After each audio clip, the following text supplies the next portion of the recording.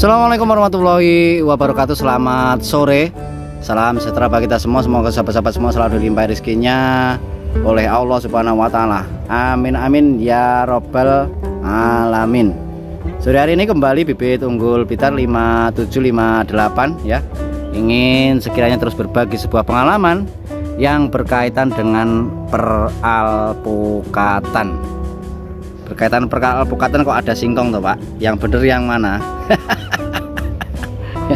Selalu ada ya orang-orang yang komentarnya bagus bagi saya ya. Karena apa? Dari komentar yang lucu-lucu itu saya dapat ide-ide video selanjutnya. Ya, sore hari ini memang di depan saya ini, di tengah-tengah daripada tanaman alpukat ini saya tanami singkong ya. Ini kalau di Blitar itu disebutnya singkong semar ya. Jadi ini daun bisa langsung dikasih ke domba ya. Langsung bisa dipakai untuk makan domba dan aman-aman saja ya. Ini juga spesialisnya kalau jenis singkong yang ini sahabat untuk tape ya. Untuk tape itu yang paling cocok. Apa yang ingin saya bagi pada sore hari ini kok kemana-mana Pak, ke singkong segala ya. Jadi ini masih di kebun kita sore hari ini, suasananya seperti ini ya. Ini benar-benar kalau sahabat memahami bahwa di lahan saya ini memang lahan kritis ya. Ini dulu bekas galian C ya. Kalau sahabat melihat ini banyak sekali bebatuan. Ini dicangkul sampai 2 meter ke bawah, ini pasir dan batu saja ini sahabat. Ini kemarin saya rotari. Oh ya. Batu-batu ini saya rotari, nanti saya akan jadikan ini sebagai laboratorium ya. Saya ini sedang mengembangkan pupuk yang benar-benar berbasis organik ya. Dari apa? Nah ini dari domba-domba ini ya, dari domba Australia ini ya. Sore hari ini saya ingin khusus membahas, kalau Anda tahu ya, 2 rumus ini Anda akan sukses tanam apapun ya sahabat ya. Anda akan sukses tanam apapun ya. Memahami daripada kita itu tinggal di Indonesia ini benar-benar sebaik-baiknya musim ya. Karena di Indonesia ini hanya ada kemarau dan musim penghujan. Dari 2 musim itulah kita harus bisa mempunyai satu kesimpulan bahwa sebetulnya tanaman apapun ya, tanaman apapun itu kalau kita memahami bahwa di musim penghujan, maka sebetulnya orientasi kita dalam hal perawatan tanaman, sekali lagi tanaman apapun ya, kalau saya cenderung ke alpukat ini, kalau musimnya itu memasuki musim penghujan, maka konsentrasi kita dalam hal perawatan tanaman itu yang berkaitan dengan jamur ya. Kalau musimnya penghujan, maka orientasi kita dalam hal perawatan kebun itu berbasis ke masalah-masalah jamur ya. Kemudian kalau di musim hujan, karena sekali lagi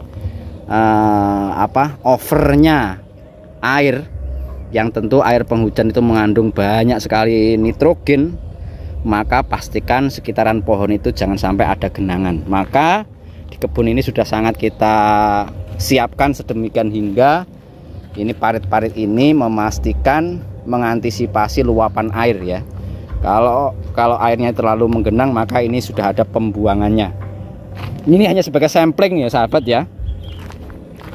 Sahabat pakai sistem cor seperti ini monggo, pakai digali sedemikian hingga itu saja ya nggak apa-apa. Yang penting intinya air itu jangan sampai menggenang ya.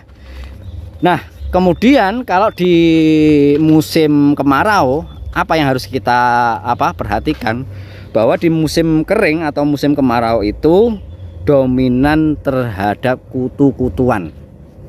Amati saja, karena saya ini bergerak di alpukat sudah ya hampir jalan 12-13 tahun ya. Sebelumnya saya lebih ke sayuran ya, lombok, cabai, tomat, mentimun dan konco-konconya itu.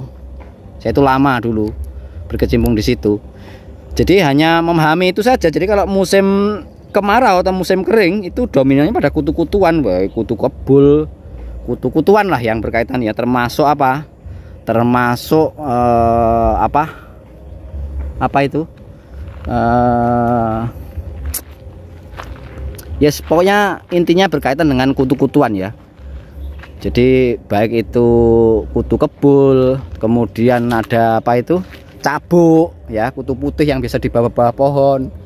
Itu kalau kita nggak bersih ya, nggak bersih lahannya, nggak bener-bener kita itu sigap dalam hal memastikan penyemprotannya itu berjalan dengan baik, maka yang terjadi ya pasti pohonnya itu warna daunnya menghitam, atau mungkin tunas-tunas ujungnya itu tidak berkembang dengan baik.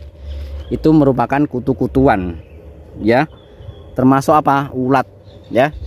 Kalau musim sekarang ini apalagi ya, apalagi alpukat, wah kalau tidak diantisipasi dengan penyemprotan, itu benar-benar ulatnya itu berkembang biak sangat pesat di musim kemarau seperti saat ini ya. Terus apalagi, maksimalkan pemupukan dan pengairan ya. Dengan intensitas matahari yang seperti saat ini di musim kemarau ya, intensitas matahari ini kan sangat berlimpah, maka itu kesempatan bagi kita untuk memberikan tambahan ya, pupuk kandang. Pastikan pupuk kandang itu benar-benar pupuk kandang yang sudah terfermentasi. Tujuannya apa? Dengan dilakukan fermentasi, otomatis ya bakteri atau apa, hewan-hewan kecil yang dia itu mengurai sisa-sisa kebun kita, baik itu daun dan konco-konconya, itu akan berkembang biak lebih banyak ya. Nah makanya apakah ada bedanya Pak pupuk kandang yang difermentasi dengan tidak? Tentu sangat berbeda. Jadi jumlah ya, jumlah daripada apa, bakteri-bakteri yang menguntungkan itu pasti akan jauh lebih banyak. Nah, maka ini kesempatan di musim kering seperti saat ini, penambahan kompos atau penambahan pupuk kandang itu bisa dilakukan ya. Terus airnya diusahakan jangan sampai kurang dari 10 liter per hari per tanaman kalau di musim kering seperti saat ini. Ini kesempatan sekali lagi ya. Dan sekali lagi di Indonesia itu mudah-mudahnya dalam hal kita ini bertani ya, dibanding dengan luar negeri, apalagi belahan Eropa, wah itu biaya untuk bertani itu jauh lebih besar. Kenapa? Kalau sudah masuk musim dingin, kalau nggak punya greenhouse ya nggak bisa berkebun, apalagi sayuran. Wah itu kalau di luar negeri ya wajib ada greenhouse-nya ya, itu loh ya. Jadi sekali lagi, kalau di musim penghujan kita pastikan, kita amati tanaman kita itu cenderungnya kalau di musim penghujan itu penyakitnya yang bersifat jamur-jamur, baik itu jamur batang, jamur akar, itu benar-benar harus kita antisipasi. Di antara yang bisa diterapkan kalau musim penghujan itu penaburan ini ya.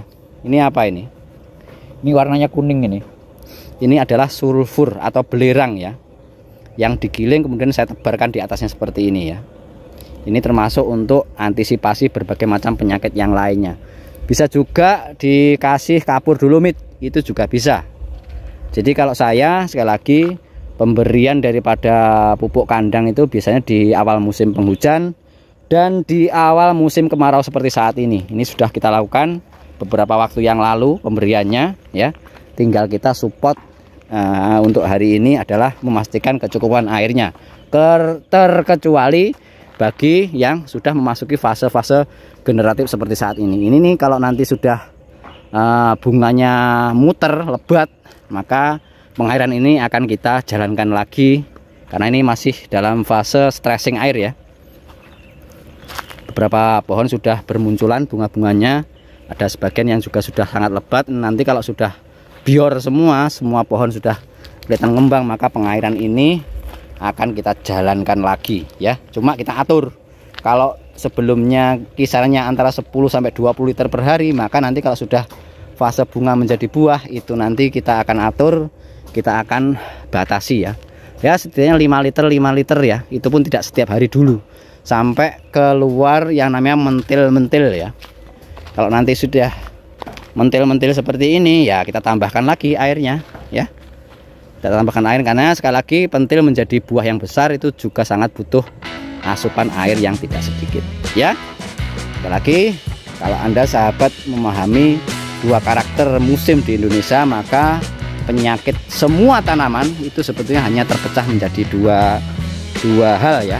Jadi kalau musimnya kemarau, maka yang akan muncul adalah jenis-jenis yang kutu-kutuan, termasuk ulat, termasuk tungau, termasuk kutu kebul atau cabuk. Itu pasti keluarnya itu di musim kemarau seperti saat ini. Maka untuk memastikan itu bisa kita menggunakan pestisida nabati.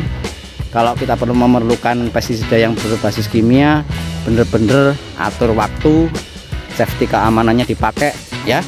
Ini ya sahabat, apa yang bisa saya bagi pada sore hari ini. Semoga ini menginspirasi, semoga ini bermanfaat, dan semoga sahabat-sahabat semua selalu dilimpahi rezekinya oleh Allah Subhanahu wa Ta'ala. Terus semangat untuk berbuat baik dan mendapatkan kebaikan. Assalamualaikum warahmatullahi wabarakatuh. Mantap.